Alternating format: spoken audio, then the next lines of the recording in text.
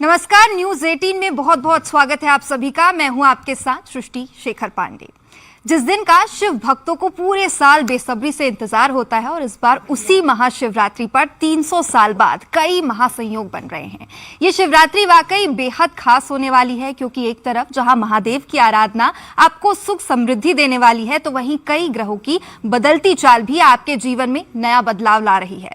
तो आखिर कौन से बन रहे हैं महाशिवरात्रि पर महासंयोग, कैसे इस बार आप शिवरात्रि कर सकते हैं और महादेव को प्रसन्न कर सकते हैं, और कौन से उपाय आपको बनाएंगे आपके बिगड़े काम, और ऐसे तमाम सवालों के साथ चर्चा के लिए मौजूद है हमारे साथ ज्योतिषाचार्यों का एक बेहद ही खास पैनल। तो चलिए, सबसे पहले डॉक्टर नितिशा मल्होत्रा हमारे साथ मौजूद हैं, ज्योतिषाचार्य। बहुत बहुत स्वागत है नितिशा जी आपका। और इसी के साथ डॉक्टर पूजा भाटिया ज्योतिषाचार्य हमारे साथ मौजूद है। पूजा जी, बहुत बहुत स्वागत है आपका। और साथ में ज्योतिषाचार्य प्रतीक भट्ट जी भी आज हमारे साथ मौजूद हैं। प्रतीक जी, बहुत बहुत स्वागत है आपका। तो चलिए, सबसे पहले तो हम जो पूजा जी है आपसे ही सवालों की जो है वो शुरुआत करेंगे। तो एक सबसे ज़रूरी सवाल हम पूछना चाहेंगे आपसे कि जो हिंदू त्योहार होते हैं उनमें हमेशा जो डेट्स होते हैं उसको लेकर काफ़ी कुछ जो क्लैश होता है वो होता है। तो इस बार भी महाशिवरात्रि का जो डेट है, कौन से दिनांक पे हमें मनाना है, उसको लेकर मैं आपसे सवाल करना चाहूँगी। 15 को मनाएं या 16 को मनाएं? दर्शकों का ये सवाल है। देखिए, न्यूज़ 18 के सभी दर्शकों को मेरी तरफ से महाशिवरात्रि की बहुत बहुत शुभकामनाएं। महादेव आपकी सभी इच्छाओं की पूर्ति करें। अब सवाल है आपका कि 15 को मनाएं या 16 को मनाएं। देखिए, जो महाशिवरात्रि होती है ये फागुन मास के कृष्ण पक्ष की चतुर्दशी तिथि को मनाई जाती है, और ये जो चतुर्दशी तिथि है जिसे हम शिव चौदस भी कहते हैं, ये इस बार 15 फरवरी को शाम को 5:05 से लग रही है, और ये 16 फरवरी को शाम के 5:35 पे समाप्त होगी। अब क्योंकि शिवरात्रि में रात्रि का विशेष महत्व माना जाता है, तो हम ये देखते हैं कि हमें जब निश्चित काल भी मिले, हमें अच्छे संयोग भी मिले, जैसे कि सर्वात सिद्धि संयोग भी हमें मिले, और अच्छे योगों में ही रात्रि काल का विशेष महत्व माना जाता है। इसलिए इसमें कंफ्यूजन की कोई बात नहीं है। 15 फरवरी की रात्रि को ही हम शिवरात्रि का महोत्सव मनाएंगे। देखिए, पूरे वर्ष भर में ना 4 ही ऐसी मेजर रात्रियाँ होती हैं जिनमें जिसे हम महारात्रि कहते हैं, जैसे कि होलिका दहन की रात्रि हो गई, दिवाली की रात्रि हो गई, ये अष्टमी की रात्रि हो गई जो काल रात्रि जिसे हम कहते हैं, और महाशिवरात्रि हो गई। तो रात्रि का विशेष महत्व होने के कारण हमें 15 फरवरी को ही हमें सर्वात सिद्धि योग भी मिल रहा है, हमें शोभन योग भी मिल रहा है, हमें निश्चित काल का शुभ मुहूर्त भी मिल रहा है। तो इसीलिए 15 फरवरी को हम शिवरात्रि का महापर्व मनाएंगे। जी बिल्कुल। तो दर्शकों को एक बात तो क्लियर ये हो गई कि 15 तारीख को ही आपको शिवरात्रि मनानी है। और इसके साथ ही नितिशा जी, आपसे हम ये समझना चाहेंगे, क्योंकि जो महाशिवरात्रि है उसको लेकर कई सारे पौराणिक कथाएं हैं, शिव पार्वती से जुड़ी कथाएं हैं, और उसके अलावा जो एक शिकारी है उसको लेकर भी जो कथाएं हैं। तो वास्तविक में जो पौराणिक महत्व है वो क्या है महाशिवरात्रि को लेकर? थैंक यू सृष्टि जी, और सभी दर्शकों को ओम नमः शिवाय। दुख हर, दरिद्र हर, कलेश हर, कलय हर, हर हर महादेव। तो शिव जी के साथ तो बहुत सी कथाएं जुड़ी हुई हैं। पहले तो मैं आपको ये क्लियर करना चाहूँगी कि जो शिवरात्रि है ये 5 तरह से हमारे जीवन में आती है। जो शिव भक्त है उनके लिए हर दिन ही शिवरात्रि के समान है। दूसरी शिवरात्रि होती है पक्ष शिवरात्रि, यानी जो कृष्ण पक्ष और शुक्ल पक्ष में पूर्णमासी के एक दिन पहले, अमावस्या के एक दिन पहले जो चतुर्दशी तिथि पड़ती है उसे कहा जाता है पक्ष बल शिवरात्रि। इसके बाद आती है मासिक शिवरात्रि, जो हर माह की अमावस्या तिथि के एक दिन पहले चतुर्दशी तिथि को मनाई जाती है। इसके बाद आती है सावन शिवरात्रि। सावन शिवरात्रि और भी ज़्यादा विशेष हो जाती है पक्ष शिवरात्रि से और मासिक शिवरात्रि से। इसके बाद जो महाशिवरात्रि है वो फागुन माह की अमावस्या के एक दिन पहले चतुर्दशी तिथि को मनाई जाती है। इसे महाशिवरात्रि कहा जाता है। कथाओं के अनुसार हमें बहुत सी कथाएं मिलती है जहाँ पर ये क्लियर किया गया है कि शिव और पार्वती का मिलन हो रहा है, क्योंकि काशी विश्वनाथ में बारात निकाली जाती है शिव जी की, और लाखों लोग उस बारात में वो होने के लिए वहाँ पहुँचते हैं भक्तगण। और साथ ही साथ बहुत सी कथाएं हैं। इसमें एक कथा और जुड़ी हुई है, जब समुद्र मंथन हुआ और समुद्र मंथन में जब विष निकला तो विष को भी शिव जी ने अपने कंठ पर, यानी नीलकंठ कहलाए, इससे भी जुड़ा हुआ। तीसरी एक कथा है कि जब शिव ने ब्रह्मांड को एक करके ब्रह्मांड रूपी लिंग में विराजमान हुए, यानी शिव जी जब लिंग में विराजमान हुए और प्रकृति को एक तरफ करते हुए जीवन कल्याण के लिए, मानव जीवन के कल्याण के लिए शिवलिंग में उन्होंने अपना दर्शन दिए, वो दिन भी शिवरात्रि का था। और शिवरात्रि इसलिए भी ज़्यादा स्पेशल है, साइंटिफिकली जो हमारी जो ऊर्जाएं हैं वो पूरी तरह से इस रात्रि को यूनिवर्स यानी शिव की ऊर्जा से जुड़ने के लिए, एनक्लाइन होने के लिए तैयार होती है। इसीलिए कहा जाता है कि ये जो 5 रात्रियां स्पेशल है, दारुण रात्रि, दिवाली की रात्रि, मोह रात्रि, शिवरात्रि, ये पूरी तरह से एक तरह से पोर्टल खुले हैं और हम उस कॉस्मिक एनर्जी से, शिव से जुड़ सकते हैं, यानी शिवमय हो सकते हैं। जी बिल्कुल। तो प्रतीक जी भी हमारे साथ मौजूद हैं। इस पर जो महाशिवरात्रि है उसको बेहद खास माना जा रहा है, इसलिए भी क्योंकि ऐसा कहा जा रहा है कि 300 साल बाद एक महासंयोग आज के दिन, मतलब शिवरात्रि के दिन बनने वाला है। तो कौन से महासंयोग है इस बार जो शिवरात्रि पर बन रहे हैं? तो सर्वप्रथम हर हर महादेव और देशवासियों को शिवरात्रि की बहुत बहुत शुभकामनाएं। तो निश्चित तौर पर जैसा कि आपने कहा, मैं इससे थोड़ा अलग अपना इसको देखता हूँ। भाई हर शिवरात्रि इम्पॉर्टेंट है, हर साल पड़ने वाली शिवरात्रि इम्पॉर्टेंट है। जैसा कि नितिशा जी बता रही थी, भाई 5 रात्रियाँ होती है, वो ये रात्रियाँ हैं जब आप पूरे पूरे ब्रह्मांड की कॉस्मिक एनर्जी को एक साथ चैनलाइज कर सकते हो और कहते हैं उस दिन आप अपने विकार खत्म करते हो। विकार क्या है? काम, क्रोध, लोभ, मोह, भय, अहंकार, इस तरह के विकार की रात्रि है। अब जैसा कि आपने प्रश्न किया 15 या 16, इस पर मैं जरूर बात करना चाहूंगा। देखिए अलग अलग पंचांग के अनुसार इसलिए ये दिक्कतें आती हैं, लेकिन नाम क्या है इसका सृष्टि जी? रात्रि। शिव के पीछे क्या जुड़ा है? रात्रि। तो चतुर्दशी तिथि शाम को मिल रही है, उदया के हिसाब से 16 को मिल रही है, लेकिन शाम को मिलने की वजह से चारों प्रहर हमेशा रात्रि को ही मिल रहे हैं 15 की, इसलिए 15 तारीख को शिवरात्रि मनाई जाएगी। 16 तारीख को 5:15 साढ़े 5 के आसपास चतुर्दशी तिथि खत्म हो रही है और चतुर्दशी तिथि का महत्व है, तो निश्चित तौर पर 15 को गाजे बाजे के साथ शिव जी की झांकी निकलेगी। अब एक चीज समझिए, कहते हैं निराकार शिव का अवतरण दिवस है आज, शिवरात्रि के दिन। निराकार शिव कौन है? ज्योतिर्लिंग, जो कि नितिशा जी बता रही थी। कहते प्रथम ज्योतिर्दिन का प्रकाट्य दिवस है ये, और जिसमें अंदर सारी ऊर्जा समाहित है। इसीलिए आपने देखा होगा हर शिव मंदिर में ऊपर से एक बूंद पानी गिरता रहता है। कहते हैं शिवलिंग की एनर्जी को ठंडा रखना जरूरी है, बैलेंस करना जरूरी है। इसलिए शिवरात्रि खासतौर से रात्रि में करेंगे आप। और निराकार शिव का अवतरण दिवस है, शिव और शक्ति का मिलन दिवस है, इसलिए शिवरात्रि खास है। 300 साल बाद हाँ कुछ योग जैसा कि पूजा जी ने कवर किए, सर्वार सिद्धि योग, ये सब योग ऐसे पढ़ रहे हैं जो इस शिवरात्रि को खास बनाते हैं। लेकिन एक बार कहूंगा, हर शिवरात्रि खास है, हर साल की शिवरात्रि खास है। निश्चित तौर पर यह एक ऐसा दिन है जब आप शिव से जुड़ सकते हैं, और जो शिव से जुड़ गया निश्चित तौर पर उसने इस दुनिया में जीत हासिल कर ली। बिल्कुल। तो ये शिवरात्रि तो बेहद खास है, इसके साथ ही जो जितनी भी शिवरात्रि आती है वो बेहद खास है।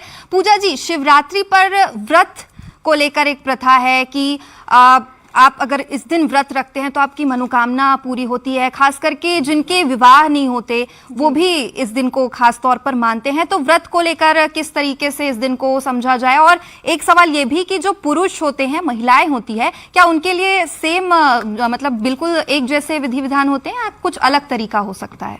जी बिल्कुल। देखिए महाशिवरात्रि एक ऐसी रात्रि है जिसमें हम कहते हैं ना कि अपनी बॉडी के सिस्टम को रीसेट करते हैं, रिफ्रेश एंड रीसेट बटन हम दबा सकते हैं।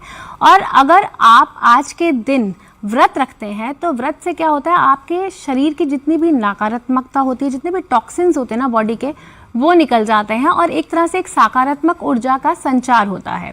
अब जब हम व्रत रखते हैं तो ये हमारा माइंड, बॉडी एंड सोल का एक तरह से अलाइनमेंट होता है, बैलेंसिंग होती है। जब हम व्रत रखते हैं तो हमारे मन में विचार अच्छे होने चाहिए, हमारे भाव अच्छे होने चाहिए।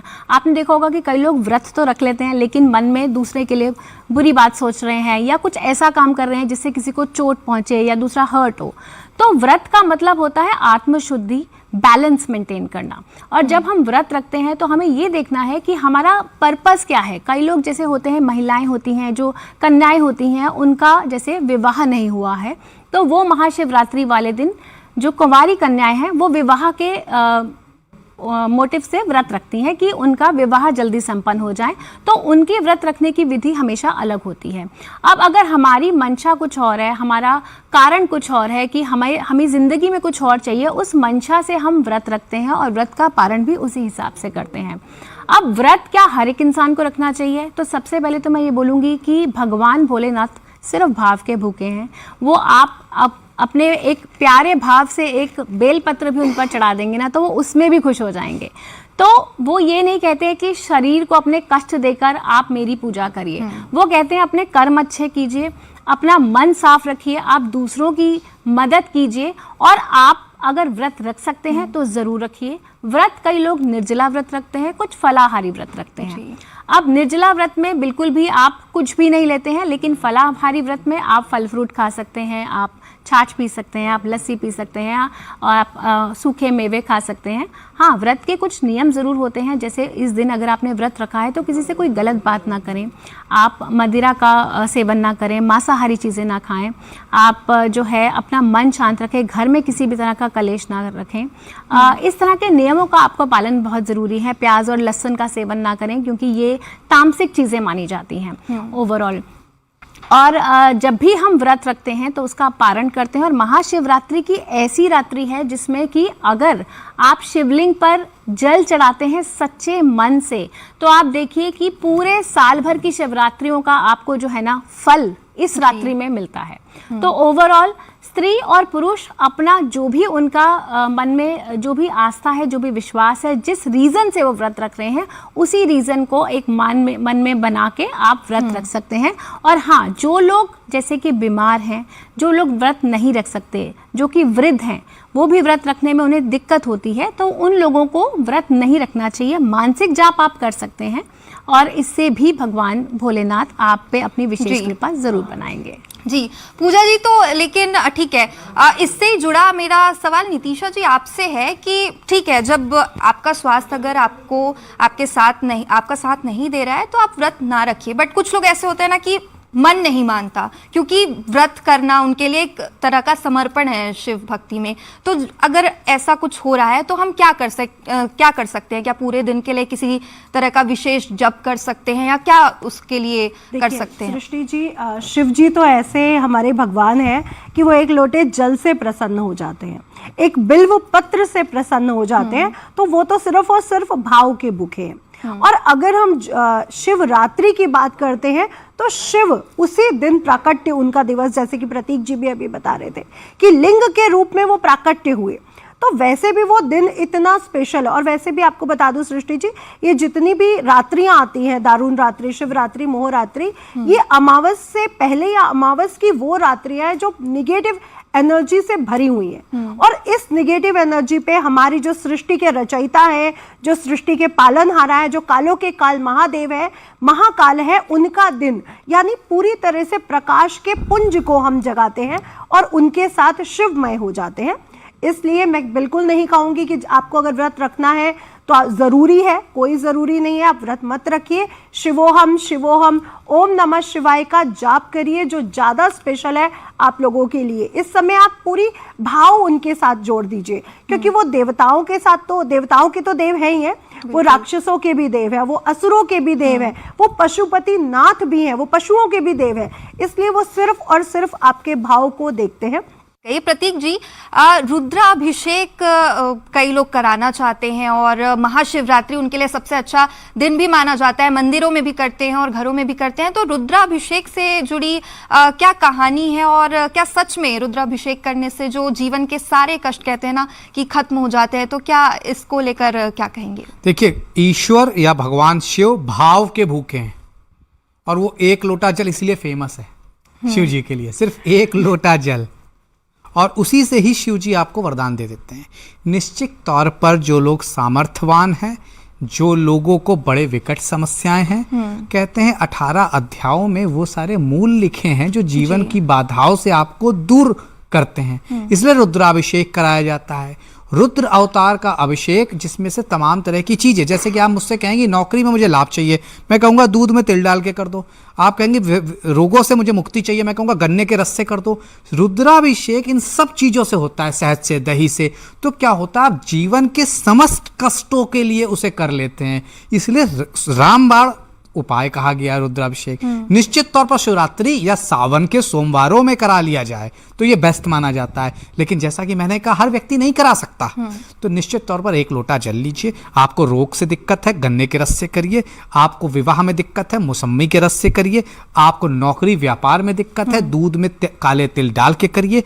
आपकी शादी नहीं हो रही है, शहद चढ़ाइए उस दिन, निश्चित तौर पर लाभ मिल जाएगा। तो निश्चित तौर पर ये उपाय ऐसे जो कोई भी गरीब आदमी 10 रुपए की शहद की डिब्बी लेगा और कर लेगा, किसी की गरीब बिटिया है अगर। लेकिन रुद्राभिषेक एक प्रोसेस है।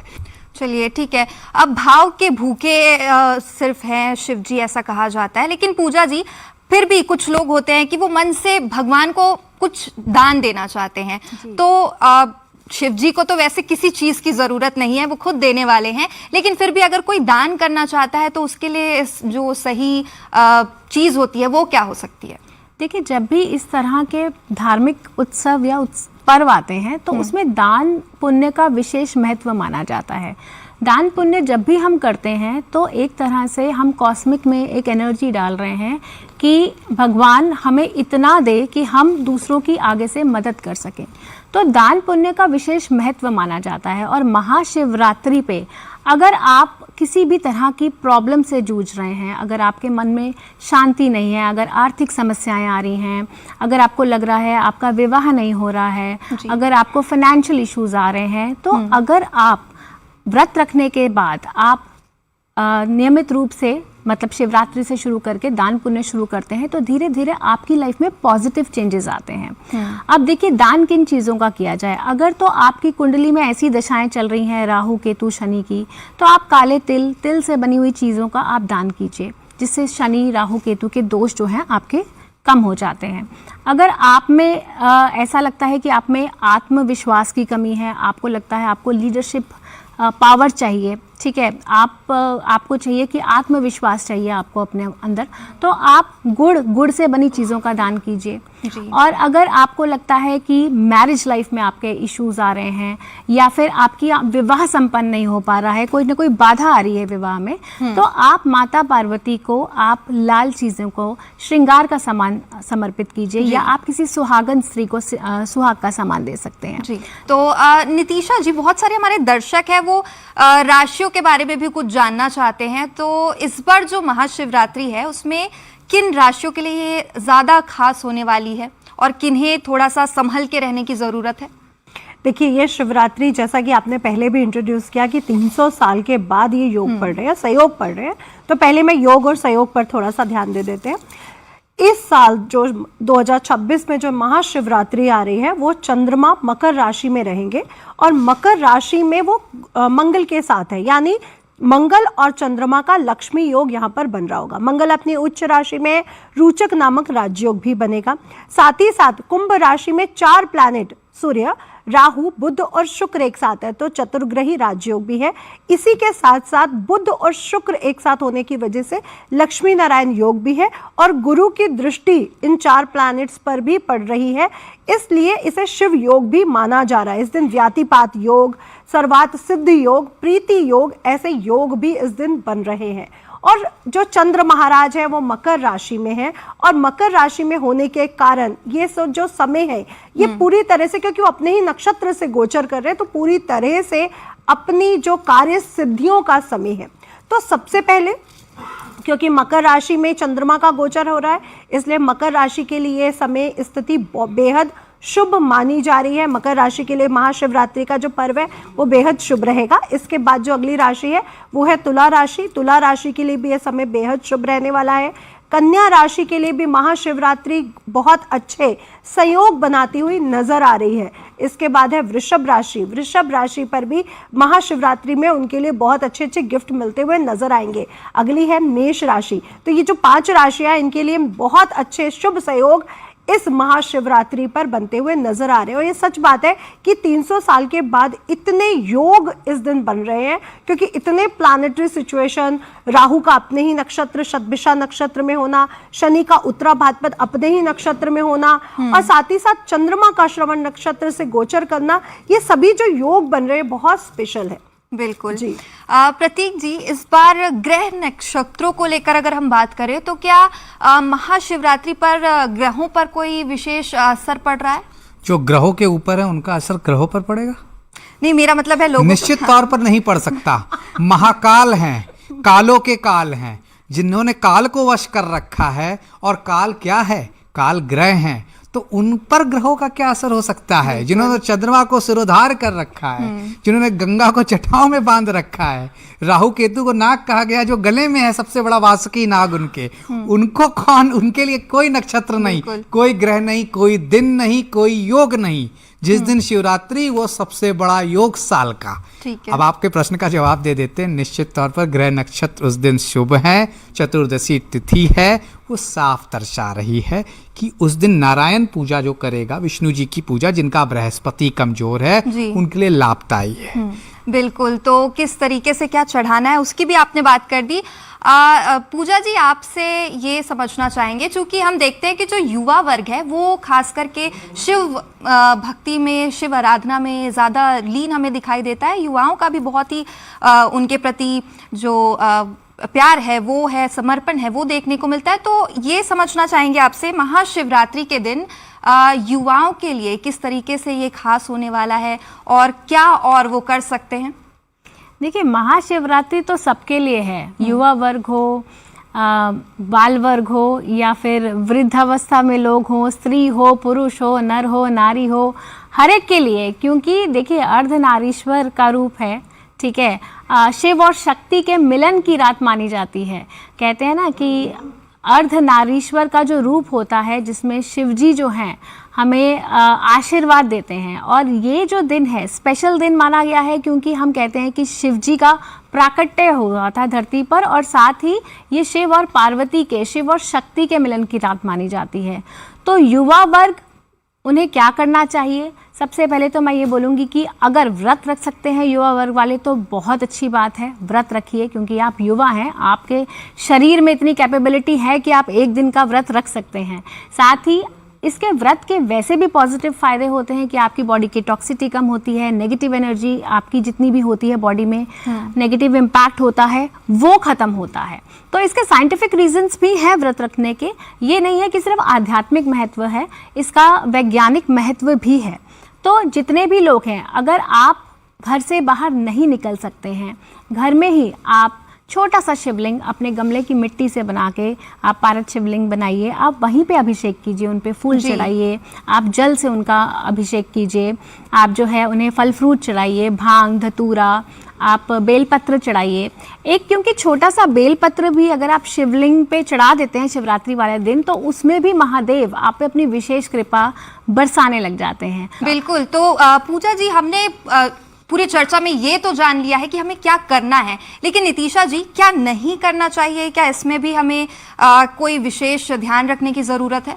देखिए, वैसे तो मैं कहूँगी हर चीज़ ही शिवमय है, कण कण में शिव है, इसलिए क्या नहीं करना चाहिए? तो जैसे कि हम जानते हैं कि ये जो दिन की ऊर्जा है वो बहुत स्पेशल है, कॉस्मिक एनर्जी से ह्यूमन एनर्जी कनेक्ट हो रही है। तो इस दिन तामसिक भोजन से दूर रहें, शराब इत्यादि से दूर रहें, केतकी का फूल शिवलिंग पे नहीं चढ़ता है, इस बात का विशेष ध्यान रखें।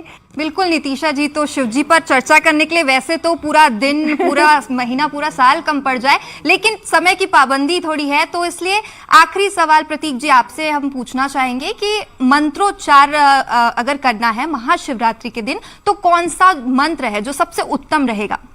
देखिए, दुनिया के कल्याण के लिए, सर्व समाज के कल्याण के लिए ओम नमः शिवाय, शिव शताक्षरी मंत्र, इससे ओम हटा दीजिए, स्वकल्याण के लिए नमः शिवाय। अच्छा। इस शिव शताक्षरी मंत्र का जाप, क्योंकि टीवी पे इतनी जल्दी नोट नहीं कर पाते हैं, हाँ। तो सबसे सरल उपाय ओम नमः शिवाय, अपने लिए स्वकल्याण के लिए नमः शिवाय।